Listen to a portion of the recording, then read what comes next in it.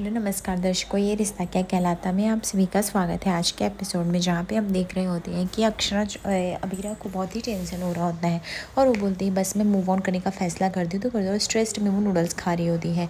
तभी उसको अरमान का ख्याल आता है कि 12 बज गए, अभी तक अरमान घर पे नहीं आए और वो मोबाइल लेके कॉल ही करने वाली होती है अरमान को। तभी उसको याद आता है कि अरमान से अब उसका क्या ही वास्ता है और वह अरमान की इतनी फिक्र क्यों कर रही है। वो जितना अच्छा होगा अरमान से दूर रहे उतना बढ़िया रहेगा। तभी फिर भी उसका मन नहीं मानता है और वह सोचती है कि अरमान आखिर कहाँ गया है। दूर खड़ा अरमान जो होता है घर के बाहर, वो उसकी आंखों में बहुत सारे आंसू होते हैं और वो मन में बोल रहा होता है, मीरा आज मैं तुम्हें फिर से सच नहीं बता पा और एक ऐसे झूठ का इंट्रोडक्शन करा दिया जाए शायद तुम मुझे सच मान लो। अगर ये करके तुम अपनी लाइफ में आगे बढ़ के खुश रहोगे तो मुझे कुछ नहीं चाहिए। इनडायरेक्टली कहा जाए तो मैंने अपने सीने से दिल निकाल के दे दिया। उस दिल में तुम हमेशा से थी अबीरा। मैं चाहता था मेरी एक छोटी सी फैमिली हो और उसमें तुम हमेशा रहो, लेकिन तुम और मायरा में शायद हमारी किस्मत में ये नहीं था। तभी यहाँ पे हम देखते हैं अरमान जो होता है बारिश में काफ़ी खड़ा रहता देर देर तक और अबीरा जो होती है वो पीछे से देख रही होती है। अबीरा को समझ में आ जाता है कि शायद अरमान दुखी है, इसीलिए तो नज़रों से नज़रें नहीं मिला पा रहा है, नहीं तो वो ऐसे क्यों इस तरह से अपने आप को सज़ा देता।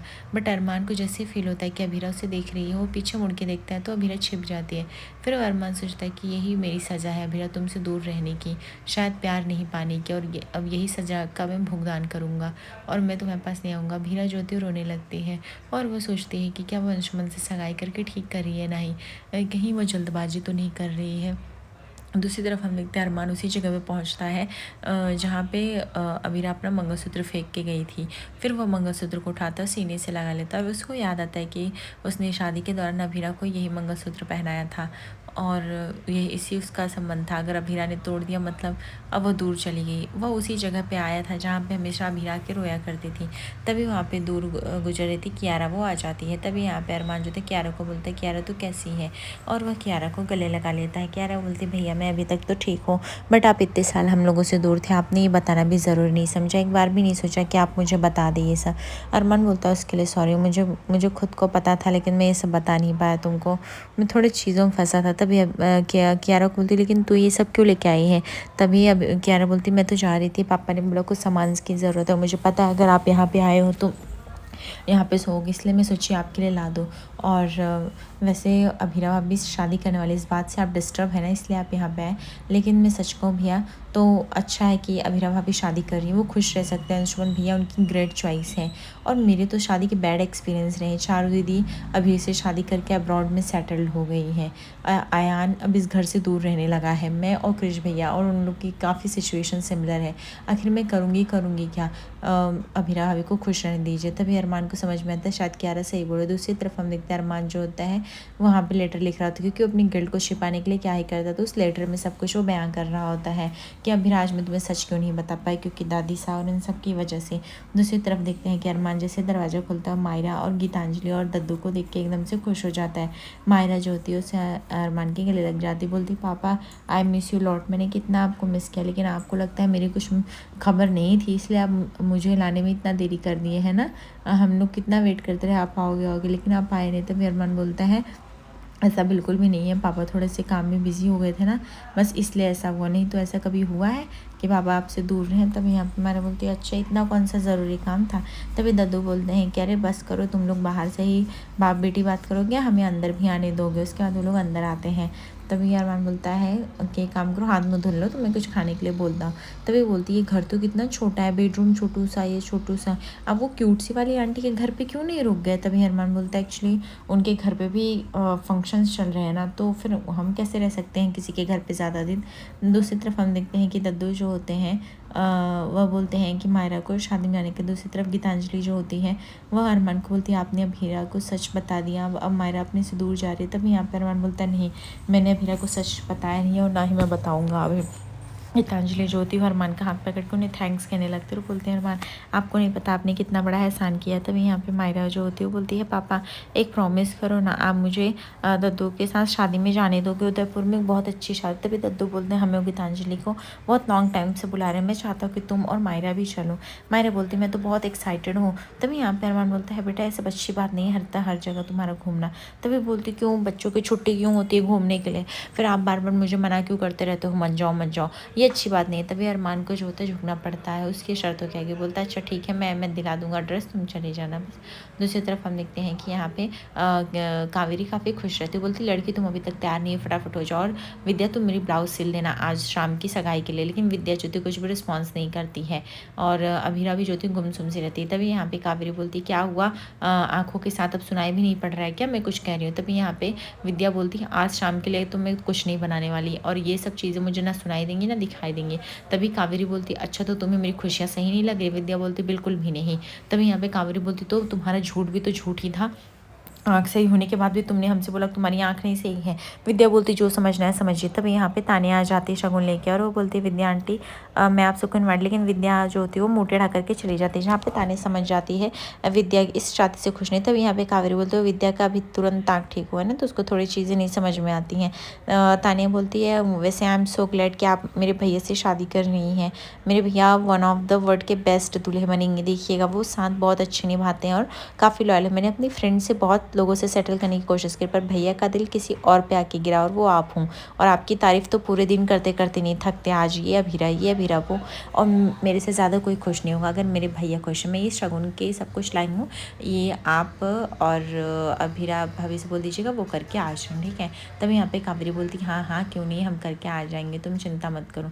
तभी यहाँ पे अभीरा बोलती मैं माँ से बात करके आती हूँ, और कावेरी जो थी सामान को रख रहे होते। तभी यहाँ पे विद्या दिखती है कि अरमान जो होता है मैसेज भेजता है विद्या को कि माँ अब मैं गेस्ट हाउस में रह रहा हूँ, मैं अब वहाँ पे नहीं रह पाऊँगा। अभीरा ज्योति आती है और बोलती है माँ आपने जो तानिया के साथ किया वो ठीक नहीं किया, ऐसे तानिया को एक गलत मैसेज जाएगा, और आपको पता है ना मेरी अंशुमन जी की सगाई हो रही, ये सच आपको मानना पड़ेगा। तभी यहाँ पे विद्या बोलती मुझे नहीं मानना, तुझे मानना है तो मान। तभी यहाँ पे अभीरा बोलती माँ क्या आप अपनी बेटी को इस चीज़ में आशीर्वाद नहीं देंगी। विद्या बोलती आशीर्वाद अच्छी चीज़ों में दीजिए, जब बेटी गलत काम करे तो किस चीज़ का आशीर्वाद नहीं। तभी अभीरा बोलती है माँ कितनी बार समझाऊँ, अरमान ने खुद बोल दिया है ये सब करने के लिए, तो मैं कैसे मतलब आपको समझाऊँ। तभी विद्या बोलती तुम लोग मेरी बात ही नहीं समझ पा रहे हो, तुम और अरमान एक दूसरे के लिए बने हो बेटा, तुम लोग गलत कर रहे हो, तू मेरी बात अच्छे से समझ ले। तू अरमान के भी साथ गलत कर रही, खुद के भी साथ गलत कर रही, और उस अंशुमन के भी साथ गलत कर रही है। और मेरी बात ध्यान में रखना बेटा, जो काम करो सोच समझ के करो, क्योंकि मुझे आज भी पता है वो तुझे प्यार करता है, तू उससे प्यार करते हो, तुम दोनों के बीच में तीसरा कोई आ ही नहीं सकता, क्योंकि तुम लोगों का जन्मों जन्मों का बंधन है। तभी यहाँ पे अभीरा को घबराहट होने लगती है विद्या की बात सुनकर। विद्या बोलती ऐसा कुछ भी नहीं है माँ, और चली जाती है। दूसरी तरफ हम देखते हैं कि अरमान जो होता है वो सोच रहा होता है कि मैं कैसे सब कुछ यहाँ से सॉर्ट करूँगा। तभी उसके बॉस का कॉल आता है, और उसके बॉस जो होता है अरमान पर भड़क रहा होता है कि तुम कब आओगे। तभी अरमान बोलते मैं उदयपुर आया था एक अर्जेंट काम से, पर बॉस मैं जल्दी ही लौटूंगा। तभी उसका बॉस बोलता है तुमने विदाउट छुट्टी विदाउट अप्रूवल चले गए, अब तुम्हें लगता है कि मैं तुम्हें काम पे रखूँगा, तुम्हारे जगह पर मैं दूसरे बंदे को हायर कर लूँगा। अरमान बोलते हैं नहीं ऐसा मत करिए, मुझे जॉब की बहुत सख्त ज़रूरत है, मुझे जॉब की सख्त ज़रूरत है। लेकिन उसका बॉस बोलता है नहीं अब कल से तुम मत आना, और कॉल डिस्कनेक्ट कर देता है। तभी वहाँ पे मायरा आ जाती है और बोलती पापा प्लीज़ जल्दी जल्दी मुझे खाना खिलाओ, भूख लगी। अरमान अपने इस दुख को किसके सामने बयां करे, कर ही नहीं पाता। उसके बाद वो फटाफट खाना जो होता है वो मायरा को खिलाता है। तभी मायरा बोलती है कि पापा आपको पता है नए शूज़ लेने, नए कपड़े लेने, मैं नई क्लास में गई तो टीचर बोल रहे थे भी मेरा जो यूनिफॉर्म है वो भी छोटा है, इसलिए मुझे 2 यूनिफॉर्म भी लेने पड़ेंगे, और अच्छे से रेडी होके जाना है वहाँ पे स्कूल में, और तो और गीतू के साथ शादी में जाने वाले तो कपड़े भी तो लेने, वो सब दिलाओगे कि नहीं। अरमान बोलता है हाँ मेरे बिल्ली का बच्चा तुमको सब मिल जाएगा, तुम इतना क्यों क्वेश्चन करती हो।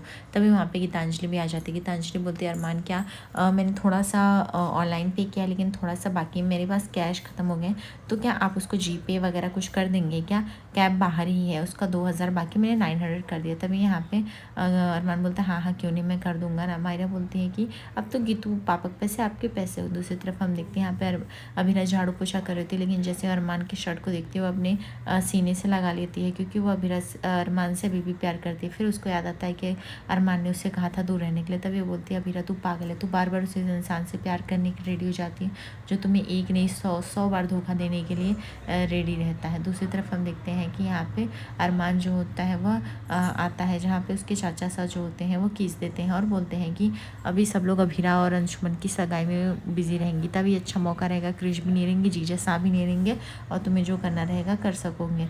तभी उसके चाचा अरमान जो होता है थोड़े टाइम पर दुखी हो जाता है। तभी उसके चाचा साहब बोलते हैं मैं सब समझ रहा हूँ, तू खुश नहीं है ना इस शादी से। अरमान बोलते हैं ऐसा कुछ भी नहीं चाचा साहब, बोलते झूठ वो भी तू मुझसे कब से बोलने लगा। दूसरी तरफ अबीरा को लगता है कि वो जल्दबाजी करे, वो आज अंशुमन को बोलेगी कि उसको कुछ टाइम चाहिए।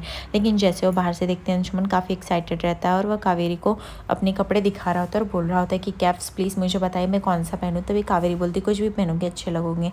तभी यहाँ पे अंशुमन बोलता है आप इंटरेस्ट ही नहीं ले रहे हो, आप चाहते हो मैं भद्दा सा दिखूँ। ये वॉच पहले बताओ ये कैसा लग रहा है। अगर अबीरा ने मुझसे कुछ भी टाइम पूछा तो मैं उसको कुछ तो बताने के लिए रखूँगा ना, ये सब क्या चल रहा है। तभी यहाँ पे कावेरी बोलती है बेटा तुम कुछ भी पहनो अच्छे लगोगे, ये वॉच भी अच्छा लगेगा। तभी अंशुमन बोलता है मैं बस अबीरा को तकलीफ़ नहीं देना चाहता, उसे ज़रा भी किसी भी बात का दुख नहीं देना चाहता। अबीरा को लगता है कि क्या मुझे अंशुमन जी को फिर से हर्ट करना चाहिए नहीं। दूसरी तरफ हम देखते हैं कि अरमान जो होता है उसी सगाई के हॉल में पहुंच जाता है जहाँ पे अंशुमन और अबीरा की सगाई हो रही होती है। और यहाँ पे अंशुमन जो होता है अबीरा का हाथ थामने के लिए रेडी होता है, बट अबीरा कहीं ना कहीं इस बात से खुश नहीं है अंशुमन से शादी करके, क्योंकि अरमान से प्यार करती है। जैसे रिंग सेरेमनी में अबीरा उसको रिंग नहीं पहनाती, बट उसका ध्यान जो था अरमान पे जाता है। देखते हैं आगे क्या होगा। Like subscribe.